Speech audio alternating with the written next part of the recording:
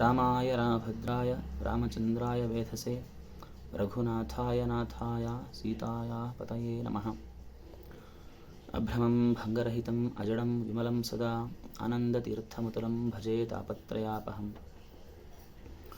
चित्रैः पदैः च गम्भीरैः वाक्यैः मानैः अखण्डितैः गुरुभावं व्यञ्जयन्ती भाति श्रीजयतीर्थवाक्। अर्थिकल्पितकल्पोऽयं प्रत्यर्थिगजकेसरी व्यासतीर्थगुरुर्भूयात् अस्मदिष्टार्थसिद्धये। अञ्जनासूनुसान्निध्यात् विजयेन विराजितम् अजितप्रीतिजनकं भजेऽहं विजयध्वजम्। अनवद्यात्मचारित्र्यम् अधिखद्योतभास्करं विद्यामान्यगुरुं वन्दे विद्याविद्योतभास्वरम्।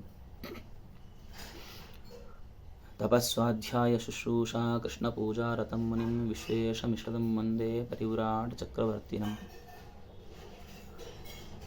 आपादमौलिपर्यन्तं गुरूणाम् आकृतिं स्मरेत् तेन विघ्नाः प्रणश्यन्ति सिद्ध्यन्ति च मनोरथाः। श्रीगुरुभ्यो नमः। हरि ओम।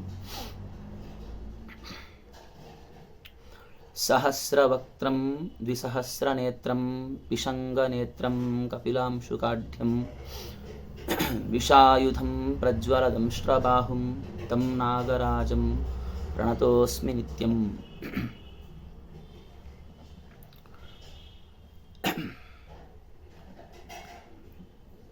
सभी अध्यात्म बंधुओं को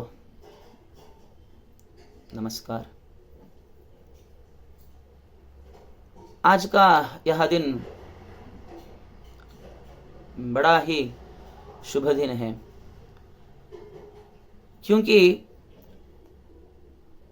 जो हमारा देश है भारत, यह भारत त्योहारों का देश इस तरह भी इसे पुकारते हैं, क्योंकि इस देश में त्योहारों की कोई कमी नहीं है। उसमें भी श्रावण मास जो है, यह मास तो त्योहारों का मास ही माना जाता है। यहाँ पर इस श्रावण मास में अनेक त्योहार आते हैं, व्रत आते हैं। उन त्योहारों में, व्रतों में एक ऐसा व्रत है, न केवल भारत में, पूरे विश्व में मान्य है।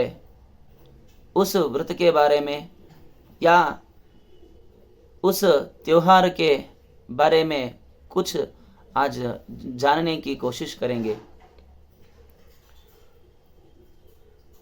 यह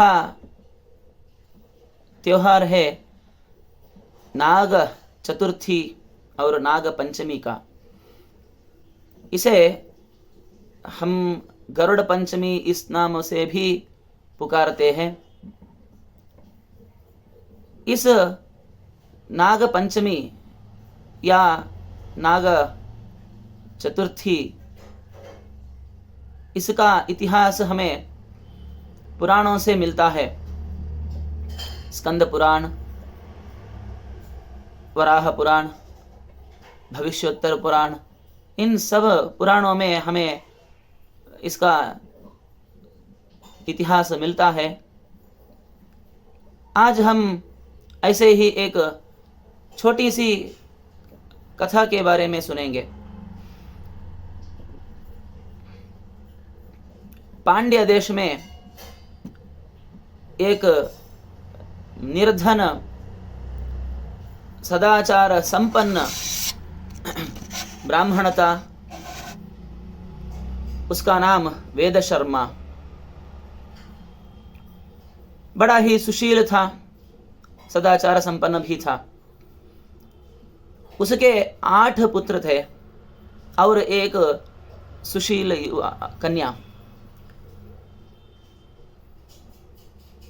नाम ही सुशीला थी। एक बार ऐसा हुआ जब यह वेदशर्मा ब्राह्मण अन्य कार्य निमित्त से बाहर गया था, तब गरुड़ के भय से एक नाग सर्प इस ब्राह्मण के घर में आ पहुंचा। तब यह सुशीला जो कन्या थी, वह अत्यंत प्यार से उस नाग का पोषण करने लगी, घर में ही रख के उसका पोषण करने लगी। उसकी इस सत्कार से, आदर से, प्रीति से वह नागराज बड़ा ही प्रसन्न हुआ और हर रोज प्रतिनित्य 1 किलो का सोना देने लगा। तो वह जो निर्धन थे तब तक, वो निर्धन से धनी हो गए। इस धन की लोभा जो है, लोभ है, वह कुछ भी कर सकता है। देखिए, वह सांप या नागराज हर रोज पूछने से पहले ही देने लगा था। लोभ आ गया उस सुशीला कन्या की भाई में। वो जाकर उस नागराज को बोला, और मुझे सोना चाहिए और ज्यादा दो। इस तरह न केवल पूछा, पैरों से उसे मार दिया। तो वह नागराज कुपित हो गए। कुपित होते ही नागराज है उनके विष से डस दिया और वह भाई मर गया। ऐसे ही हमारे भाई को मारोगे, इस तरह कुपित जो और बचे साथ थे, उन सबको वह नागराज मार दिया। प्रातः उठ के देखती है यह सुशीला, तो वहां पर मृत पड़े हैं, मर पड़े हैं 8 भाई। तो पूछी जाकर नागराज से, क्या हुआ, किसने मारा मेरे भाइयों को? तब नागराज ने जो हुआ सब बताया और बताकर वह उसी क्रोध से कुपित होकर, अब मैं यहाँ नहीं रहने वाला, इस तरह बोलकर वहां से चल पड़े। वह नागराज जाने के बाद यह सुशीला चिंता में पड़ी, सोच में पड़ी, अरे ये मैं क्या कर दी?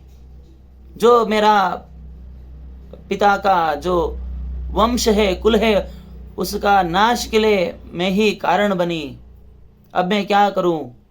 इस तरह सोचते उस कुल के आराध्य दैव नारायण है, नारायण के शरण में जा रही है। अत्यंत भक्ति भाव से नारायण की स्तोत्र करते, हाथ में खड्ग को लेकर बोल रही है, अब मैं क्या करूं? मुझे कुछ नहीं पता चल रहा है। यदि आप प्रत्यक्ष नहीं होगे, संतुष्ट नहीं होगे, तो मेरे सिर को धड़ से अलग कर दूंगी। इस तरह बोलने लगी। तुरंत ही वह नारायण प्रत्यक्ष होकर उसे बोलने लगे, बच्ची क्या हुआ, क्यों इतना चिंता मग्न हो गई हो? तब वह कन्या सारी बात बताई। उसके पश्चात वह नारायण नागराज को बुलाकर संजीव रस को लेकर आने को बोले और उन जो 8 भाई लोग मर गए थे, मृत पड़े थे, उन्हें फिर से जीवदान करने को बोले। इस तरह वह सुशीला नामक पुत्री बहन भाइयों को बचाई। इसीलिए इसे नागर पंचमी या नाग पंचमी इस तरह नाम से पुकारा जाता है। यह कथा हमें स्कंद पुराण में देखने को मिलता है। ऐसे ही एक और अन्य कथा भी है। जब यह तो प्रसिद्ध कथा है, जब जनमेजय राजा जो परीक्षित राज के पुत्र थे, वह परीक्षित राजा को तक्षक ने डस लिया था, उस परीक्षित राजा का मृत्यु के कारण बने थे। इससे क्रुद्ध होकर यह जनमेजय राजा सर्प याग करने लगे थे। जो भी लोक में सर्प है, सारे के सारे, जैसे आकाश से वर्षा होती है ना, उसी तरह वर्षा हो रही है या सांपों की बारिश हो रही है, इस तरह सोच में पड़ते हैं जो लोग देख रहे हैं। वो उस तरह अत्यंत भयानक, इतिहास में न भूतो न भविष्यति, उस तरह का भयानक याग करने लगे जनमेजय राजा। उस याग में सर्प जहां भी छिपे हो, वहां से उस याग के जो यज्ञ कुंड है उसमें आकर गिर पड़ रहे हैं और मर रहे हैं। तब यह जो वासुकी नाग है, वह ब्रह्मा जी से वर प्राप्त किया था। यह वासुकी कद्रु की पुत्र है, जो कश्यप ऋषि के पत्नी भी है। वह वासुकी को बताया था कि तुम्हारी जो जरत्कारु है, उसे उसी नाम के जरत्कारु नामक एक ऋषि आएगा, मुनि आएगा, उसे देखकर विवाह कर दो। जो उन दो जरत्कारुओं से पुत्र उत्पन्न होगा, पैदा होगा, वह तुम्हारा कुल का संरक्षण करेगा, इस तरह बोले थे। तो ऐसे ही जरत्कारु नामक एक महर्षि आए और इस जरत्कारु से उनका विवाह हुआ। तत्पश्चात वह कुछ दिनों के पश्चात चल पड़े फिर से तपस्या के लिए। तब यह जरत्कारु गर्भिणी थी। उस गर्भ में जो पैदा हुआ उसका नाम ही आस्तिक महर्षि से जाना जाता है। यह आस्तिक ऋषि जनमेजय राजा के पास जाकर उसे संतुष्ट करते हैं और जनमेजय राजा बोलते हैं, जो भी वर मांग सकते हो मांग लो। तब आस्तिक महर्षि बोले, जो आप याग कर रहे हो, सर्प याग कर रहे हो, उसे त्याग दो, उसे छोड़ दो। इस तरह वर मांगते हैं। इस तरह आस्तिक महर्षि के द्वारा सर्प संतान जो नाश हो रहा था उसका उद्धार हो गया। वह दिन नाग पंचमी था, इसीलिए नाग पंचमी से वह दिन को आचरण में जाना जाता है। और वैसे ही एक छोटी सी कथा, यह सबको पता है, जो कालिंग मर्दन हुआ था, कृष्ण यमुना नदी में जो कालिंग सर्प था, वह पूरी यमुना नदी को उसके विष से पूरित किया था, दूषित किया था, उस कालिंग का मर्दन जो किया कृष्ण ने, वह दिन भी पंचमी था। तो इस तरह नाग पंचमी को सदियों से आचरण में करते आए हैं। न केवल भारत में किंतु विश्व में ही, बेबोलिन, बर्मा आदि देशों में इस नाग को ही उनके आराध्य दैव मानते हैं और देवालयों का निर्माण करते हैं। जावा, बोर्निया द्वीपों में भी इस नाग का पूजन करते हैं। इस नाग का पूजन से ही हम लोगों का उद्धार होता है।